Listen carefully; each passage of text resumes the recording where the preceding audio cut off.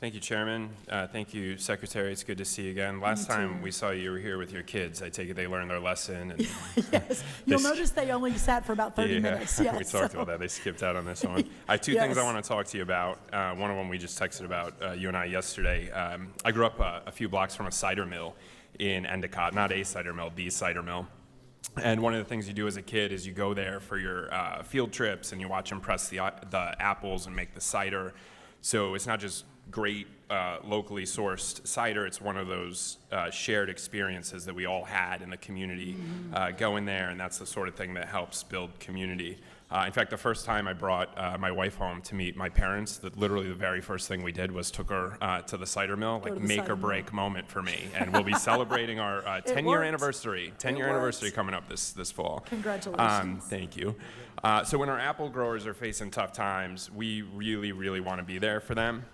And right now, things are really tough, especially in the Hudson Valley because of the April frost. Saunderskill Farms in Accord is an 11th and 12th generation family farm dating back to 1680, the oldest farm in New York State. It stood the test of time, but today it could lose half of its apple crop because of the frost. You and I traded a couple text messages yesterday. I just want to ask you, can we work together to make sure that New York State's disaster designation gets finalized as quickly as possible so that farms like Saunderskill can get the support they deserve? 100% yes. And I would love to go to an 11th generation apple farm. That is, I've been talking to a lot of the apple guys. I'll make sure and include your guys too. Wonderful. They are struggling. We need to eat more apples in this country. So I'm on Good. the apple thing, but yes, for Let's sure. do it. Let's get this disaster declaration approved so they can get the support they need, and then maybe you and I can go up and give the good news together.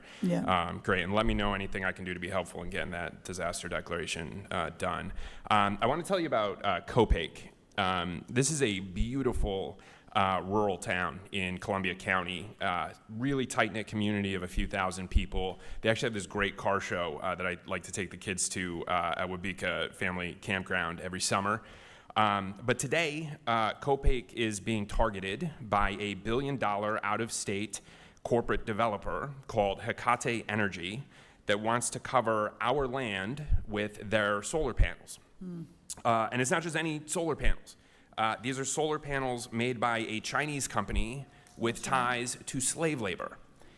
And look, these developers, first of all, they should be using American supply chains, not Chinese supply chains. And if they're building anywhere, build on parking lots and brownfields or the rooftops of cities, not in beautiful farmland in upstate New York. But they're targeting places like Copake because it's a small town and they think they can steamroll us to make a buck for themselves. So Copake is small, but they fight, and the entire community, I'm telling you, residents, farmers, small business owners, Democrats, Republicans, independents, everyone got together to fight back against this thing, passed 17 zoning laws to stop this project from coming in. But there's this group, it's called ORIS, it's a bunch of unelected bureaucrats in Albany, and they are overriding the residents of Copake and letting Hecate plow ahead. So they're literally overruling our neighbors and handing this beautiful upstate New York farmland to corporate developers using Chinese supply chains.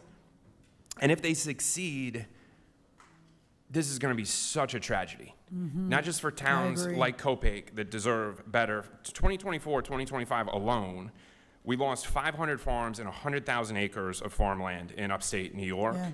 And if we don't change course, we're going to lose it all. So one of the reasons I supported the Farm Bill is because it included my legislation to stop China from buying American farmland. This is basically the same thing we're dealing with here. So I saw your tweet last week raising the alarm about this, including in upstate New York. As you know, I'm always looking for ways to find common ground and shared values, and I think this might be one of them. So my question, to the extent with time remaining, is what can you and I do together at the federal level to protect our farmland and save towns like Copake?